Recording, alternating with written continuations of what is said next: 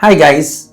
So last video मैं आप लोगों से बात कर रहा था कि somebody in the YouTube previously has raised few question। ये फैक्ट है कि मैं उस क्वेश्चंस की वीडियो बनाता तो इंस्टेंटली हूँ, शायद मुझे लोड करने में थोड़ा टाइम लगता है because there are series of video that is already there in sequence as you know. ये उसी की पार्ट 2 है जो लास्ट वीडियो आपने देखा। 2 क्वेश्चन, ये क्वेश्चन और स्पेसिफिक है, उन्हीं से है। I will like to read the question and then explain it. Nowadays teenagers are chasing for temporary love based on requirement and needs like look, pleasure, money. What is love actually? I think the first part of the question कि हाँ, हमारी choices में हम look, money, position, job, education, इन सब को बहुत ज़्यादा अहमियत देते हैं to make our choices, right? But what is true love? I think here I talked about it that previous video में कि आप उसको जरूर कंसिडरेशन में रखो। आई am not saying you should completely neglect it, but मैं आपको जो बता रहा था कि उसके साथ साथ आपको वो अलाइन करना जरूरी है अगर आप उनके साथ चलना चाहते हो, क्योंकि ये जो एलिमेंट्स है ना, ये बोलता है ट्रेजर ऑफ स्टोर हाउस। ये एक टर्म है, ट्रेजर ऑफ स्टोर हाउस। जैसे जैसे आप वीडियो देखोगे इन सब टर्म आपके लिए कॉमन हो जाएंगे। ट्रेजर ऑफ स्टोर हाउस वो बोलते हैं, ये वो ट्रेजर्स है, ये लोएस्ट फॉर्म ऑफ ट्रेजर्स है जो मटेरियल वर्ल्ड को बोला जाता है। This is a part of A Buddhist theory, right? तो ट्रेजर ऑफ स्टोर हाउस के जो कैरेक्टर होता है, इनके ऊपर 2 और ट्रेजर होते हैं जिसको मैं यहाँ पे बात नहीं करूंगा, but just to let you know, उसको बोलते हैं treasure of body and treasure of heart. Subsequent video में हम ये भी डिस्कस करेंगे। But treasure of store house की नेचर ये होते हैं मटेरियल वर्ल्ड की कि this is such a treasure जो आपको आज है कल नहीं है, और जो वो ट्रेजर्स होते हैं जो आपको पास जितने भी आए आपको ऑलवेज लगता है कि यार इससे काम नहीं बन रहा है, मुझे और चाहिए। That's why you know what? A person driving a scooter, he feels egoistic, anger, jealous when he sees a small i10 going by it. The person driving i10 will look at and say, oh, this person is driving Ciaz. The Ciaz will look at and say, this person is driving BMW. See, एक nature होते हैं इसकी, आपकी तनख्वाह, आपकी ये। सो treasure of store house, देखिए ये ट्रेजर है। मैं ये नहीं बोल रहा हूँ कि आप सन्यास बन जाओ, मैं ये नहीं बोल रहा हूँ कि जिंदगी में इसको परस्यू मत करो, क्योंकि ये भी ट्रेजर है। बट जब हमारी लाइफ इस ट्रेजर से लिंक्ड होते हैं, सारे चॉइसेस हमारे इस ट्रेजर से लिंक होते हैं, ये ट्रेजर की कैरेक्टरिस्टिक्स होते हैं कि this is very very volatile. आज है कल नहीं है। मेरी अपनी जिंदगी में I lost everything overnight, house, car, everything, lost my job, everything. So I realized it how fragile this treasure is. And जब मेरी लाइफ बहुत ज्यादा इस ट्रेजर पे डिपेंडेंट होते हैं, मेरी सारे चॉइसेस इस ट्रेजर में डिपेंडेंट होते हैं, तो वो चॉइस हमारा कभी कभी गलत हो जाते हैं। वो चॉइस कभी कभी जिसलिए हम चॉइस करते कि हमारा सिक्योरिटी रहेगा, हमें हैप्पीनेस मिलेगा, हमें कंफर्ट मिलेगा, ये कोई नहीं मिलते। You know what, if you look at it, some of the tragic ending of life has happened from the communities who are filthy rich. So पैसे नहीं, पीस ऑफ माइंड जुगाड़ करते हैं। बट ये भी फैक्ट है कि हमको ऐसा नहीं है कि लाइफ में उसको परस्यू नहीं करनी चाहिए। ऑनेस्ट वे में हमें जरूर परस्यू करनी चाहिए। I also need that comfort. If आज हम ये वीडियो कर रहे हैं तो we have got those instrument around us, we need money for that, so not wrong in it. But what is love, right? Of course आप 93.5 में what is love आप सुनते होंगे jokes, but I will not talk about those jokes here. For me love is someone with whom you ignite the flame of hope and sense of mission. Love वो होते हैं, एक parent और बच्चे की बीच में लव क्या होता है? क्यों बोलते हैं पेरेंटल लव इज अनफैथमेबल? क्यों बोला जाता है कि उसको मेजरमेंट? क्योंकि वो जो पेरेंट्स होते हैं ना, वो अपने बच्चों की लाइफ की, बच्चों के लिए मैक्सिमम होपफुल होता है। कुछ भी सिचुएशन में उनको लगता है नहीं मेरा बेटे से हो जाएगा, मेरे बच्चे से हो जाएंगे। तो एक पेरेंट्स अपने बच्चे की लाइफ में maximum hope and purpose drive करते हैं। तो इसीलिए ये पेरेंटल लव ना बहुत स्ट्रांग होते हैं, ये अनब्रेकेबल होते हैं to a large extent. Of course आज की सोसाइटी में ये लव भी खत्म हो गया बिकॉज यहां पे भी मेजरमेंट आ गया। तो ट्रू लव क्या है जानते हैं? जो पार्टनर है मैं यहाँ पे पार्टनर की बात कर रहा हूँ। जो पार्टनर है सामने जिसके साथ है, उसके साथ आपका एक्सचेंज ऑफ होप कितना है।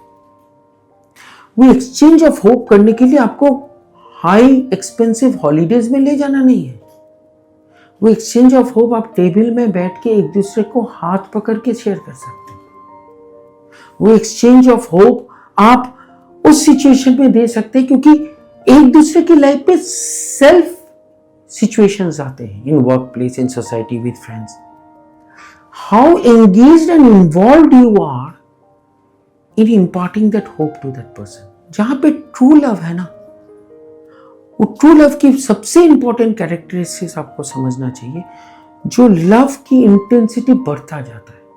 देखिए, लव की इंटेंसिटी जब स्टेज ऑफ स्टोर हाउस में रहता है ना, वो घटते जाते हैं।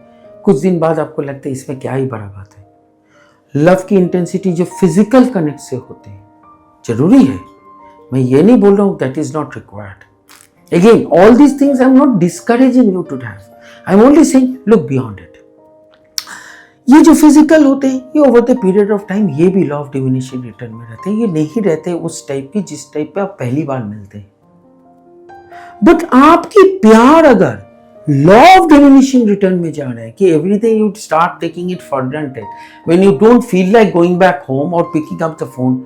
मैं आप लोगों को कुछ छोटे छोटे टिप्स दूंगा गोइंग वीडियोस में कि प्यार को ना एक्सप्रेस भी करनी चाहिए।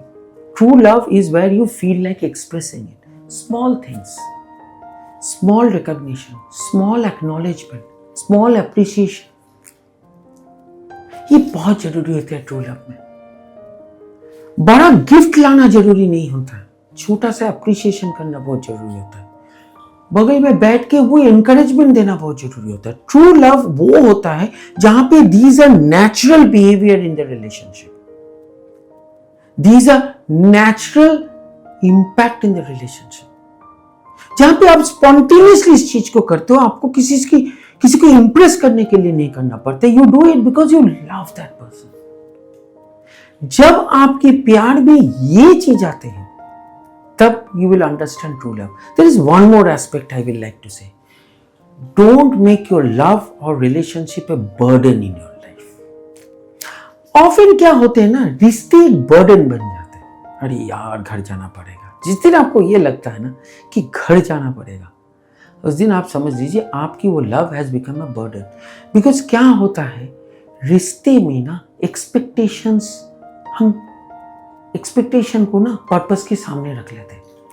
इसने ये नहीं किया, उसने वो नहीं किया, ऐसे वैसे नहीं हुआ, ये नहीं समझ रहा, मेरे काम नहीं समझता। तो जब आपके रिश्ते बर्डन सम फील हो, make sure of doing one thing, sit and have dialogue, sit and express your feeling, and this is a learning in my life. Certain times now today, if there is something in my relationships, various relationships, even with you, I will be very expressive and will always like to have dialogue with you. Come up to me, let's discuss. Because रिश्ते अगर burden हो जाते हैं ना, वो true love जो आप सोचते हो, वो एलिमेंट धीरे धीरे धीरे धीरे चले जाते हैं। फिर आप उस रिश्ते को ना प्यार से नहीं, एक रिस्पॉन्सिबिलिटी की तरह, सोसाइटियल रिस्पॉन्सिबिलिटी की तरह बिल्ड करते हो कि मुझे तो करना है। Correct?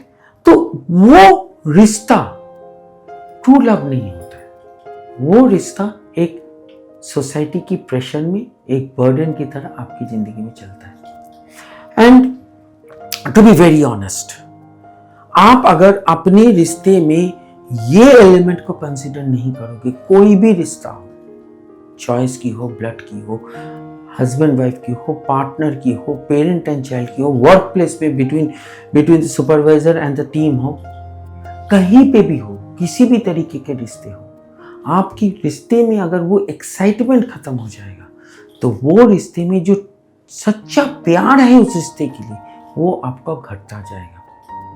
So sit back today, take it as an assignment, sit back today and say, okay, these few relationships with my partner, with my boss, with my colleague, with my subordinate, with my children, with my parents, with my in-laws, whatever it is, look at them and say, मेरे दिल में ये रिश्ते की feelings किस तरीके से है?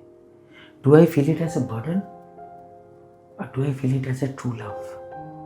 Do I get excited? Do I get encouraged? Do I get excited about it? Do I get motivated about it? Right? Do I really want to enrich this relationship further? कुछ ऐसे रिश्ते हैं मेरी life में जो long term में ना is always on a rising curve. उस रिश्ते में हर वक्त हर चीज के लिए मेरे पास एक्साइटमेंट है। Okay, thank you very much guys. I hope you have enjoyed this session. We will talk more about these things.